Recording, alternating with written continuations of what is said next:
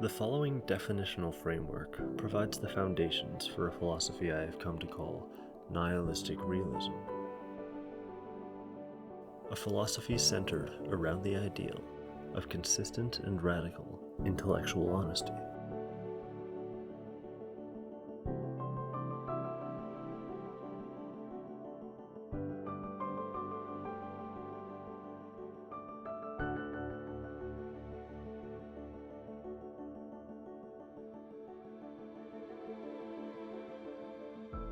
The objective is the context in which one aims to highlight the underlying realities of a given situation, the series of fundamental phenomena in and from which all subsequent phenomena emerge. It is that which the method we call science seeks to uncover, reality as it exists and persists, external to and independent of all subjective experience and interpretation.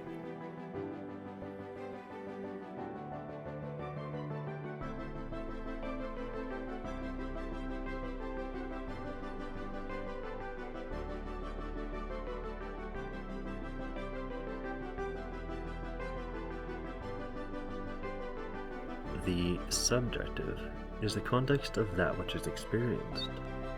Beliefs, values, opinions, thoughts, ultimately encompassing perception itself. Countless mechanisms of countless objects operating in a magnificent metastable unison produce subjects. Dead air is inhaled, and dead air is exhaled. Yet as it orchestrates the symphony between each breath, we call it alive. A subject is the peak of a chemical cascade that in some profound sense has wrapped in on itself in a localized series of self-referencing, oscillating loops. Subjects are centers. Exactly what objects are subjects, and when and how, is a complicated and ephemeral thing, lines unclear. We know not the boundaries of these ideas, the exact criteria for sentience, but we know enough to make distinctions between the likely and the unlikely. It is likely, for instance, that there are fish that possess aspects of this thing we call sentience. It is unlikely that the same can be said of plants, microbes, or even all of what we would call animals. Note that there is no reason to think that the region in which any given subject has found themselves existing is the standard for how subjectivity itself can arise. Subjectivity will inevitably and exclusively emerge in whichever conditions allow for it to do so, wherever, whenever, however, and whatever those conditions may be. Objective reality can never be experienced, for experience is definitionally the domain of subjectivity. Each subject as though an island in an infinite sea of objective nothingness.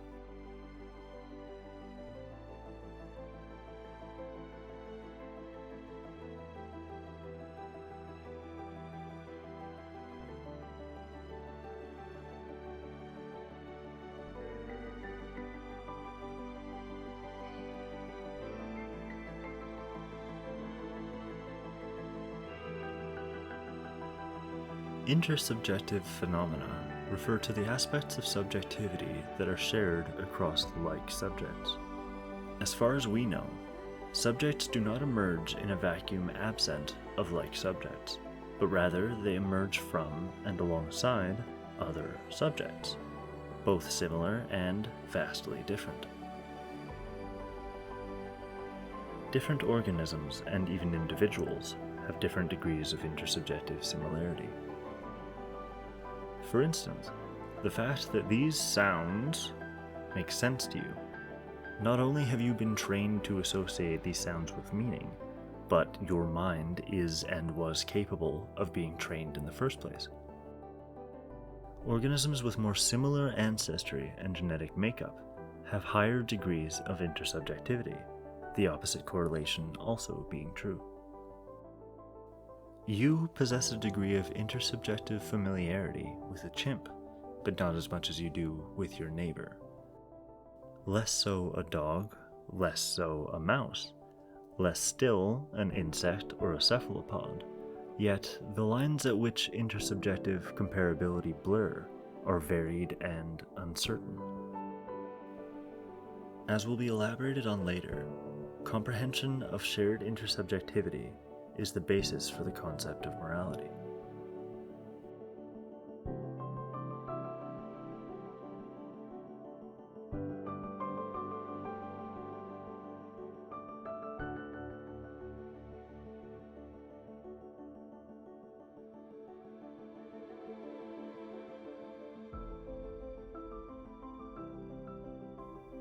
In context of what has already been said, nihilism is actually a profoundly simple thing. Nihilism can be thought of as the realization that all phenomena of meaning are relevant to speak of exclusively within the domain of subjects and the intersubjective thought space these subjects together navigate.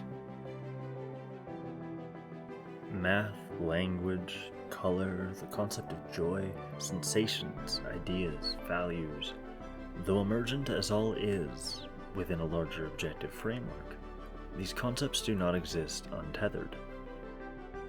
They, and all other forms of meaning, are explicitly subject-dependent phenomena.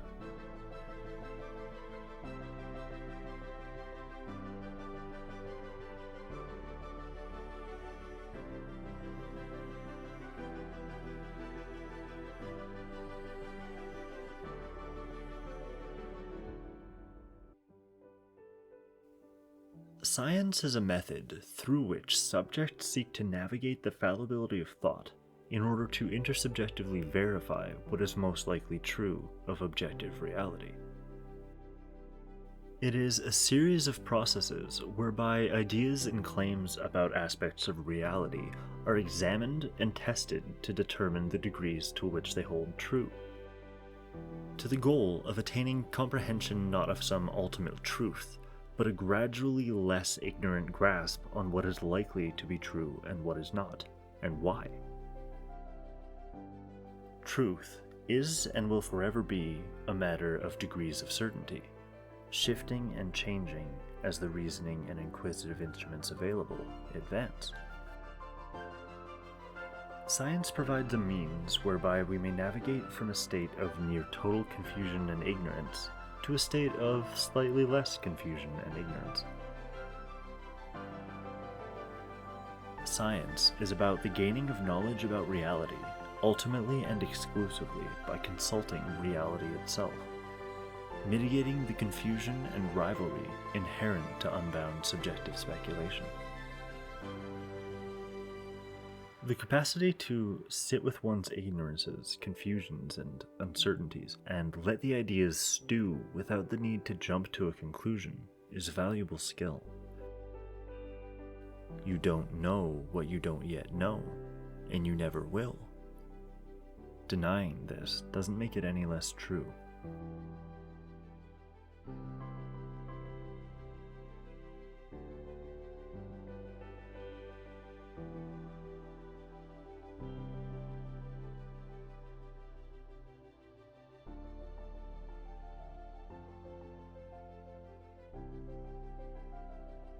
This is somehow both the easiest and most difficult of the definitions to provide.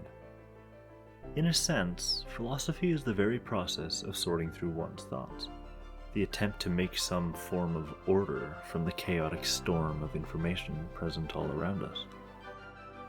This can be done honestly or dishonestly, sensibly or nonsensically. Fundamentally, it is about how you evaluate and approach the circumstances, claims, events, objects, and ideas you come into contact with. There can be philosophies that aim to encompass all, or philosophies for specific domains. How you go about cooking your meals, for instance, is a philosophy, or one may have a philosophy about the best strategies for chess. A philosophy can be logically consistent and provide guidance and insight, or it can be hopelessly bungled, The distinction between good philosophy and bad philosophy is the degree to which honesty and consistency are valued.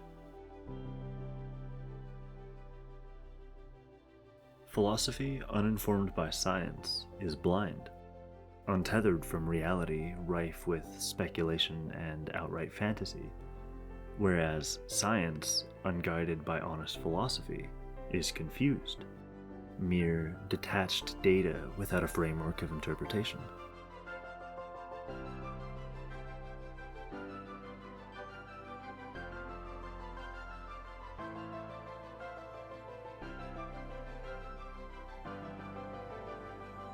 Realism is an approach to the concept of philosophy that prioritizes intellectual honesty in one's pursuits of understanding. The position of realism is ultimately a response to the following core dichotomy. Should we seek to comprehend reality as it is, consulting it and examining it, reconsidering what we believe and value and why as we learn more about more? Or should we seek primarily to reaffirm that which we wish were true of reality, feeding our need for comfort and a sense of certainty to the detriment of our honesty, curiosity, and intellectual potential? Realism is the former.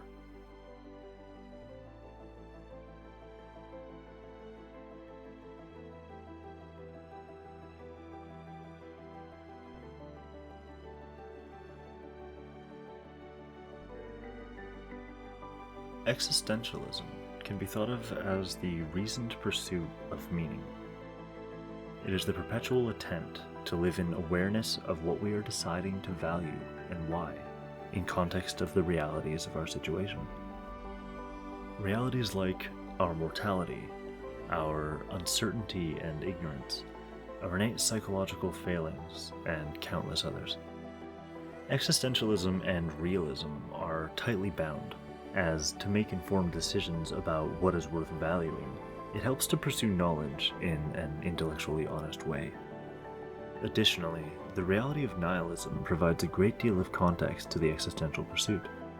This is because nihilism is ultimately a comment on the objective-subjective distinction, of obvious value to the question of value itself, allowing one to slice past vast domains of wasted thought to better appreciate the truly profound.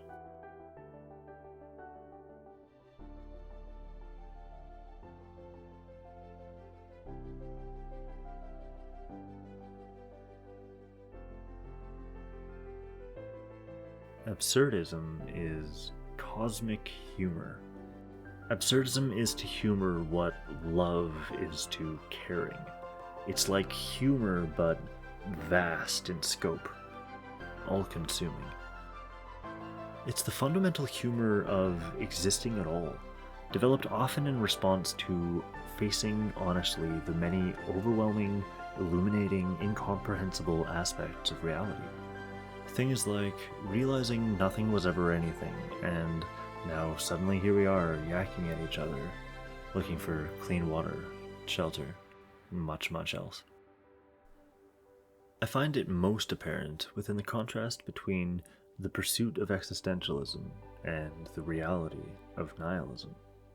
The process of subjectively establishing a reasoned system of value and meaning in an objectively meaningless universe that will eat you as swiftly as it forged you. The valuing of life in context of the reality of death. And the pointless courage of screaming, "I exist," into an unyielding objective void that never had the capacity to care in the first place.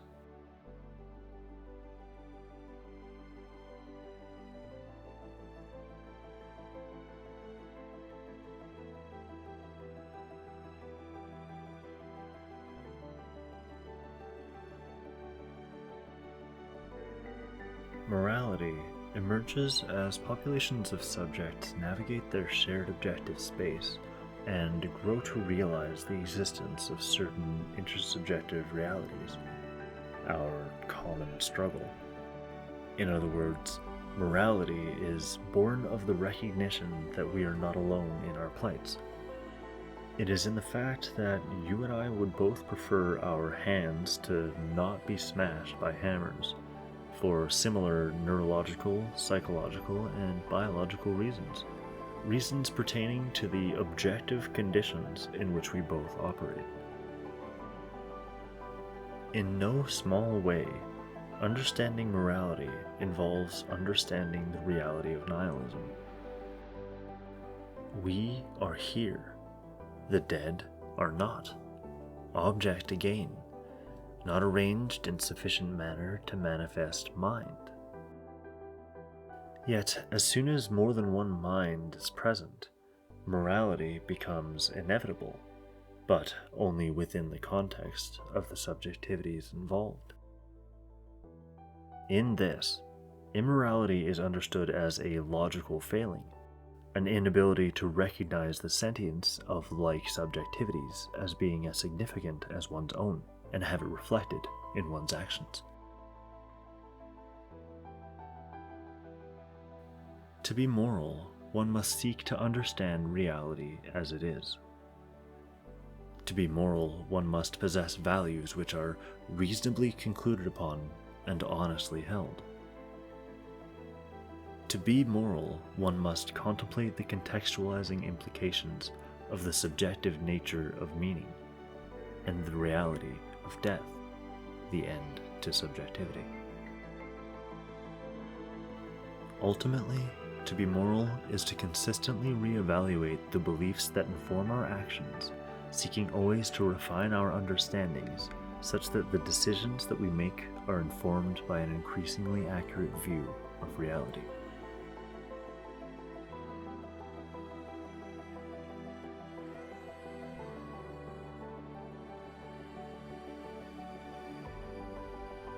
If your personal philosophy orbits around the drive to comprehend reality with an approach to information, ideas, and situations that is radically intellectually honest, nihilistic realism might be for you.